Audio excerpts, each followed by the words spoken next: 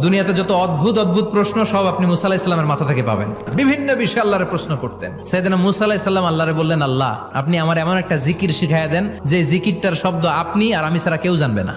দিনে রাতে সব সময় এই জিকির আমি করব, আপনারে ডাকবো, কিন্তু শর্ত হলো এই জিকিরটা জানবে শুধু আপনি আর জানবো শুধু আমি। আল্লাহ বললেন, মুসা পড়ো লা ইলাহা ইল্লাল্লাহ।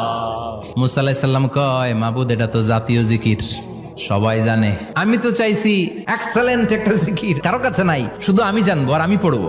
আল্লাহ বললেন, মুসা এই লা ইলাহাকে যদি এক পাল্লায় রেখে দাও, তাম বিশ্ব, সাত আকাশ, সাত জমিনটারে তুলে যদি তুমি আরেক পাল্লায় রেখে দাও, লা রাজাহাত কাফাতু লা ইলাহা ইল্লাল্লাহ, মুহূর্তের মধ্যে লা ইলাহার পাল্লা ভারী হয়ে যাবে। ও মুসা, তুমি যতই এক্সক্লুসিভ জিকির চাও, লা ইলাহার চেয়ে দামি জিকির আমার কাছে নাই।